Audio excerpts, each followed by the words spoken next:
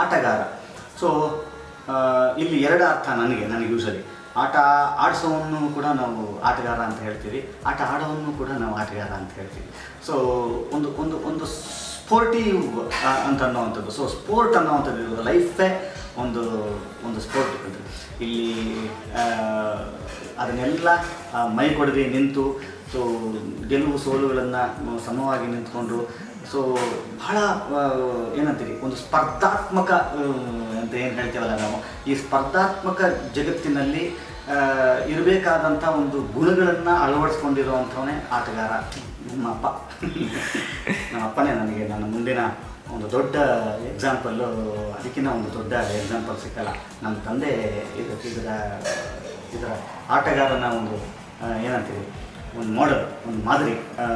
ನಾನು ನಮ್ಮ ತಂದೆನ ತುಂಬ ಚಿಕ್ಕ ವಯಸ್ಸಿನಿಂದಲೂ ಕೂಡ ನಾವು ಕಂಪನಿಯವರು, ನಾಟಕ ರಂಗಭೂಮಿಯವರು.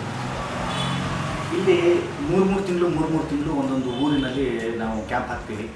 ಒಂದು ಕ್ಯಾಂಪು ಸುಮಾರಾಗುತ್ತೆ, ಒಂದು ಕ್ಯಾಂಪು ಸೂಪರ್ ಡೂಪರ್ ಹಿಟ್ ಆಗುತ್ತೆ.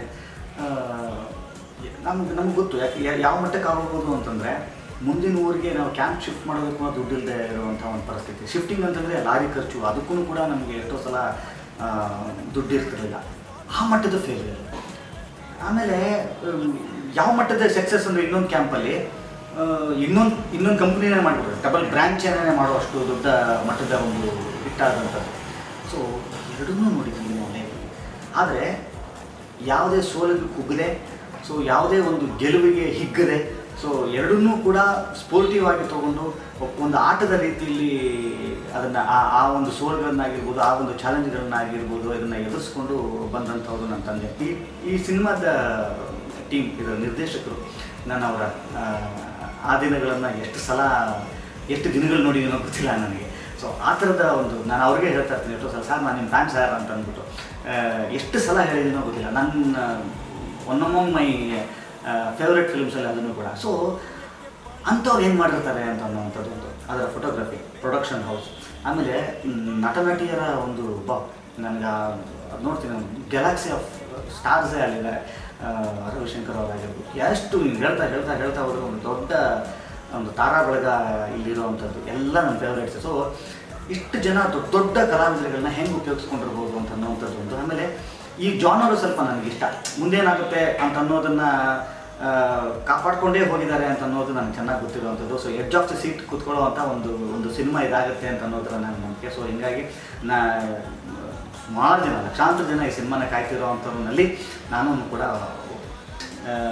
ಇದರ ಮ್ಯೂಸಿಕ್ಕಿನ ಬಗ್ಗೆ ಅಂತಂತಂದರೆ ಅನೂಪ್ ಸೀಳನ್ ಅವರ ಸಂಗೀತ, ಒಂದು ಥರದಲ್ಲಿ ನಾನು ಅವ್ರ ಫ್ಯಾನ್ ಅಂತಂದ್ರೂ ಕೂಡ ತಪ್ಪಾಗಲ್ಲ ಇದು. ಯಾಕಂದರೆ ನಾನು ಅವ್ರ ಹಿಂದಿನ ಸಿನಿಮಾಗಳನ್ನೆಲ್ಲ ಅವ್ರನ್ನ ಫಾಲೋ ಮಾಡ್ಕೊಂಡು ಬಂದಿದ್ದೀನಿ. ಸೊ ಚಿತ್ರಕ್ಕೂ ಕೂಡ ಬೇರೆ ಏನೋ ಮಾಡಬೇಕು ಅಂತ ಅನ್ನೋವಂಥದ್ರ ಮನಸ್ಥಿತಿಯಲ್ಲಿರುವಂಥವ್ರು. ಸೊ ಆ ಪ್ರಯೋಗದಲ್ಲಿರುವಂಥ ಒಬ್ಬ ಪ್ರತಿಭಾನ್ವಿತ ಮ್ಯೂಸಿಕ್ ಡೈರೆಕ್ಟರ್. ಅವ್ರ ಹಿಂದಿನ ಸಿನಿಮಾ ಲವಿನ ಮಂಡ್ಯನೂ ಕೂಡ ಒಂದು ಹಳ್ಳಿ ಸೊಗಡಿನ ಒಂದು ಸಿನಿಮಾ, ದೊಡ್ಡ ಮಟ್ಟದಲ್ಲಿ ಹಿಟ್ಟಾಗಿದ್ದಂಥದ್ದು. ಯಾವುದೇ ನೇಟಿವಿಟಿಗೂ ಈಸಿಯಾಗಿ ಕನೆಕ್ಟ್ ಆಗುವಂಥ ಏನಂತೀರಿ, ಆ ಒಂದು ಸ್ಕಿಲ್ ಇರುವಂಥ ಒಬ್ಬರು. ಸೊ ಹೀಗಾಗಿ ಅವ್ರ ಪ್ರಯೋಗಗಳೇ ನನಗೆ ತುಂಬ ಇಷ್ಟ.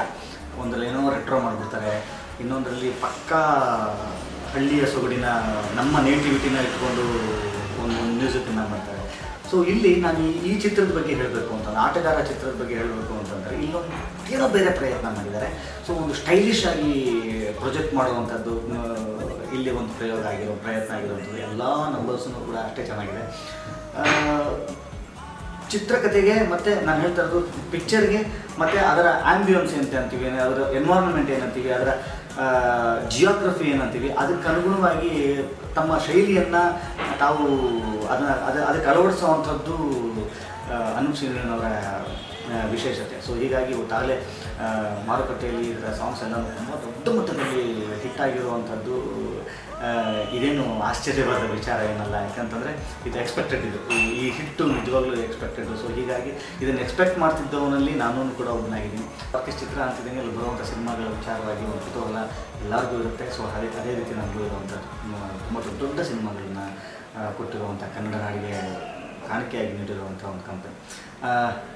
ಆ ಬ್ಯಾನರ್ ನಡಿ ಇವತ್ತು ಆಟಗಾರ ಅಂತ ಅನ್ನೋವಂಥ ಒಂದು ಸಿನಿಮಾ ರಿಲೀಸ್ ಆಗ್ತಾ ಇರುವಂಥದ್ದು, ನಿರ್ಮಾಣ ಆಗ್ತಾ ಇರುವಂಥದ್ದು ಖುಷಿ ಕೊಟ್ಟಿದೆ. ಅಷ್ಟೇ ನನಗೂ ಕೂಡ fingers crossed waiting for the release. Varamahalakshmi ಹಬ್ಬದ ದಿವಸ ಸಿನಿಮಾ ರಿಲೀಸ್ ಆಗ್ತಾ ಇರುವಂಥದ್ದು. ಸೊ ಲಕ್ಷ್ಮಿಯ ಕೃಪೆ ಯೋಗಿಯವ್ರ ಮೇಲೆ ಖಂಡಿತವಾಗ್ಲೂ ಹೆಚ್ಚಿಗೆ ಇರಲಿ ಅಂತ ಅನ್ನೋದರ ಮುಖಾಂತರವಾಗಿ ಸೊ ಆಲ್ ದಿ ಬೆಸ್ಟ್ ಮತ್ತೊಂದು ಸಲ. ಸೊ ಇವತ್ತು ರಿಲೀಸಿಗೆ ಮುಂಚೆ ಮಾತಾಡ್ತಾ ಇದ್ದೀನಿ. ಸೊ ಮತ್ತೆ ನಾನು 25 ದಿವಸಕ್ಕೆ ಮಾತಾಡೋಂಗಾಗಬೇಕು, 55 ದಿವಸಕ್ಕೆ ಮಾತಾಡೋಂಗಾಗಬೇಕು, 75 ದಿವಸಕ್ಕೆ ಮಾತಾಡೋಂಗಾಗಬೇಕು, 100 ಡೇಸ್ ಮಾತಾಡೋಂಗಾಗಬೇಕು. ಸೊ ಖಂಡಿತವಾಗ್ಲೂ ಆಗಲಿ ಅಂತ ಅನ್ನೋವಂಥದ್ದನ್ನು ಹರಿಸ್ತಾ ಮತ್ತೊಮ್ಮೆ ಆಟಗಾರ ತಂಡಕ್ಕೆ ಆಲ್ ದಿ ಬೆಸ್ಟ್.